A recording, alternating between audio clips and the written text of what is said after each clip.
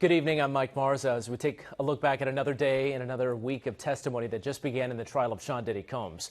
A witness going by the name Jane back on the witness stand today, and now we are in the 5th week of this trial. We know today Jane told jurors that Combs pushed her into sex with other men, acts that she says has actually threatened her health. She also regretted the dark, toxic relationship she had with him, she told the jury. And during testimony, she also revealed that Combs was still paying her rent. A lot to unpack today. Darla Miles was inside court and has this recap. And in just a moment, we're going to hear from ABC News legal contributor Bernarda Villalona to dig a little bit deeper into everything that unfolded. But first up, Darla with the recap. Week 5 of testimony getting underway Monday morning in the federal sex trafficking and racketeering trial of Sean Diddy Combs, despite a motion filed over the weekend to get the case thrown out.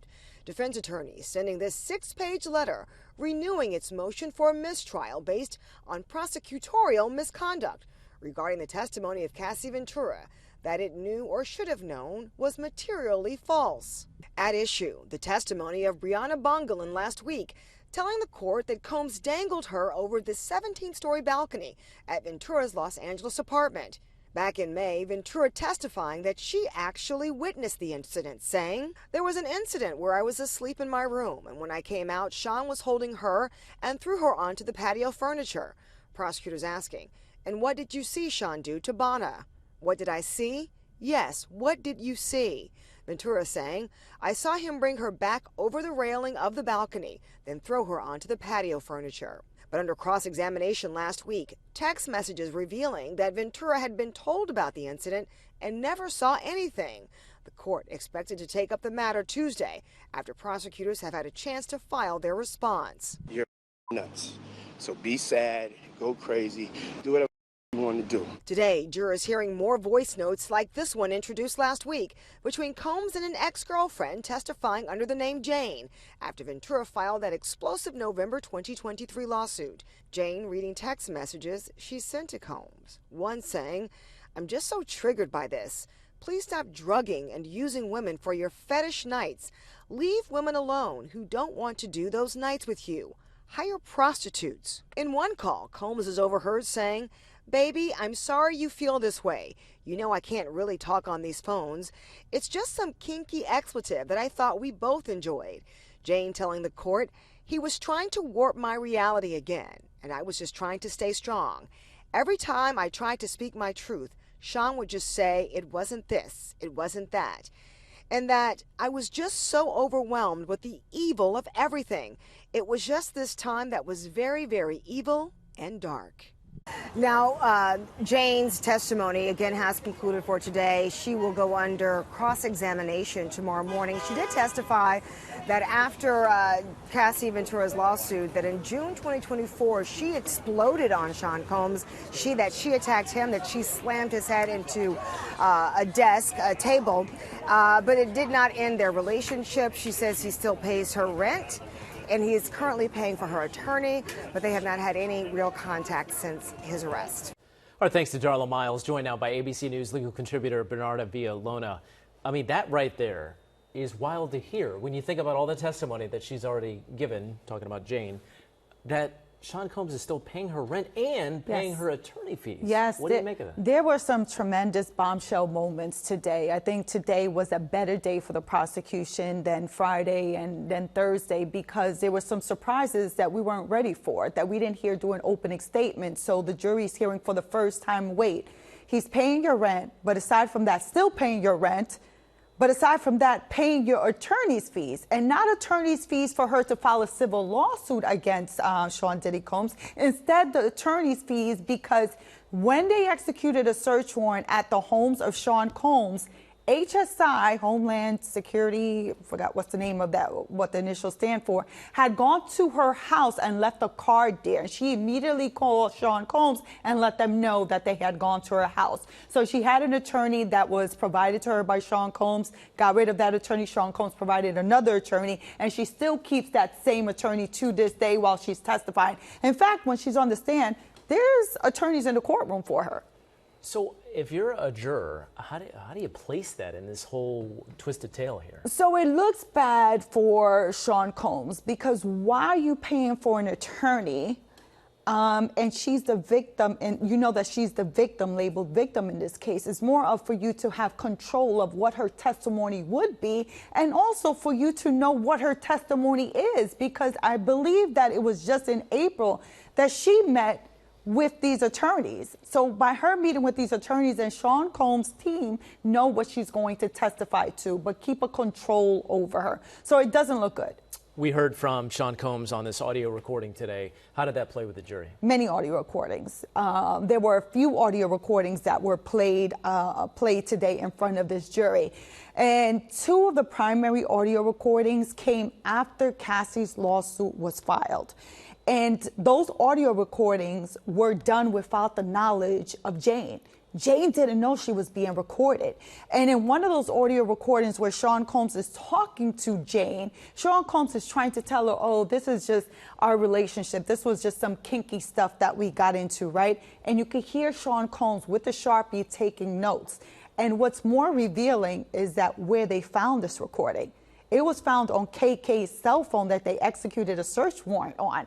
So again, the mix that the fix is in between Sean Combs, KK, and they were trying to cover their tracks because Cassie's lawsuit had filed, and now they were trying to see whether they can gain control of Jane doing this criminal prosecution that they saw was coming. Remind our audience again, who's KK? So KK is the assistant, the former chief of staff of Sean Combs. So her, like what Jane said today, KK was his right woman in the sense of she managed everything having to deal with Sean Combs. And the lawsuit that you referred to was Cassie Ventura's civil lawsuit against Sean Combs. Civil lawsuit, yes. Which is kind of the first that we heard about all of these allegations, and this is coming on the heels of that video of the LA beating back in 2016 that was released, right? Yes. Yeah. And so as you're sitting there in court today, how is the jury taking notes? What was the feeling inside? Yes. So now for today, now the press got a chance where they switched our side. So now we're sitting on the left-hand side of the courtroom, which gives us a full view of all the jurors now, because where we were sitting before, we only got a view of a few of the jurors. So in terms of when that audio was played, when they found out about that Sean Combs was paying for Jane's attorney, like I'm writing in my notes because I'm looking at the jurors, because now they're taking notes. Because at times they had stopped taking notes and I was a big concern. I'm like, why aren't they taking any more notes?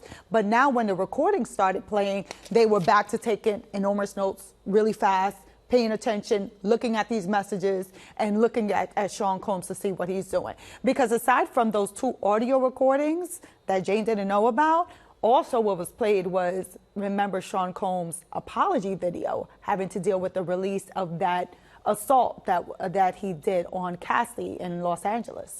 And so when jurors are in there taking notes and you're hearing Jane, I know last week it seemed like a very difficult process for her to relive some of these stories. And today was the same thing. She is crying the majority of time doing her testimony. So you have to think that when you're reading the testimony and you're hearing people talk about the testimony, is different from when you see her in the courtroom, because she's very soft-spoken.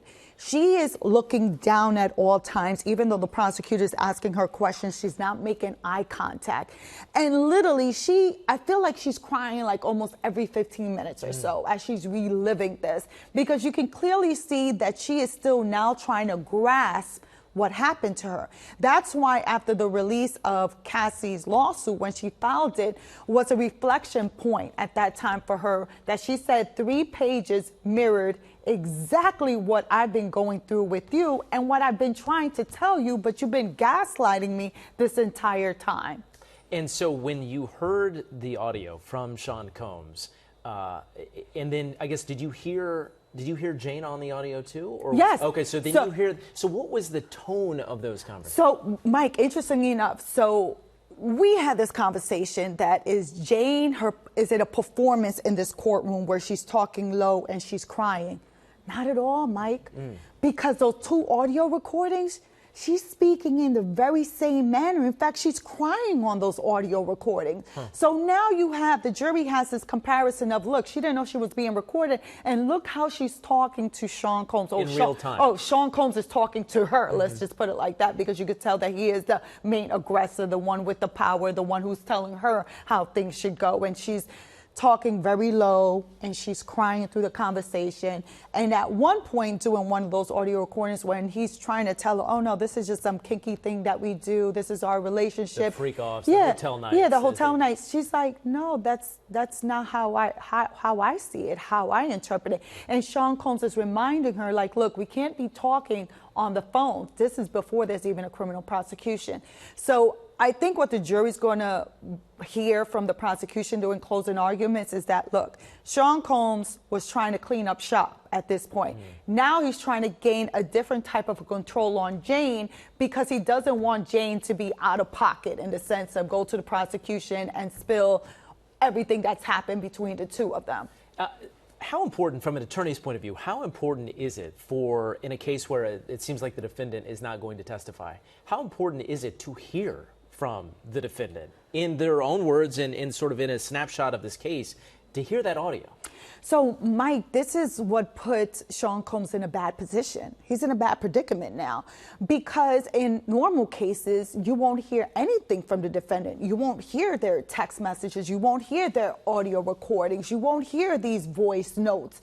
And here, the jury has heard all of those from the perspective of what the prosecution is putting before this jury. So now it's like the jury's not going to have an explanation from the defendant and they'll be expecting an explanation. So now you're left in a predicament like, do I have to put Sean Combs on the stand to testify to try to give an explanation or try to give context or try to fix what this jury has heard from the perspective of the prosecution? Because even if there's additional recordings, the defense, because of the rules of evidence, cannot put that forth in their own case. You can't put a client's statement before this jury for your own purposes. The prosecution is allowed to put it in, of course, because it's a statement against penal interest. It's an admission by the defendant, but the defense can't do that. So if they want to portray something that is said by the defendant, by Mr. Combs, they will have to put him up on the stand or get someone else to try to provide context if they can. Finally, for this conversation tonight, what does the defense need to do, or how will they try to go at Jane to benefit their client, Sean Combs? So the defense has already said that their cross-examination is going to last a few days. So expect the cross-examination to be on Tuesday, on Wednesday, and possibly also even the entire day on Thursday. So this is not going to be a quick cross-examination. The examination is going to have to be very meticulous in the sense of you're dealing with someone that's on the stand that is very fragile and that's going to be not confrontational, but probably crying and in her mind just say that she wanted this love and how Sean Combs took advantage of her. So the defense is going to try to say, like, look, you wanted more of this relationship. You were the one who engaged in this. This was consensual. At no point did you say no, or when you said no, you went right back and agreed to arrange these hotel nights. In fact, you got two of the escorts or entertainers for these sex nights, but also try to make her as a money grab, that this is a money grab. You just wanted Sean Combs to pay your bills, to pay your rent, your $10,000. That's the only thing that you were fearing. You say that you can't walk away because, hey, I won't get my rent paid. Go somewhere else. Go get an apartment you can't afford. We'll see how it all plays out. Bernarda, always great to have your perspective, especially being right there in court, seeing what's going on. Great to see you as always. Court resumes tomorrow morning. Stay with Eyewitness News and ABC7NY for any new updates. By the way, we also have a real-time blog as well, following the details that happen inside the courtroom.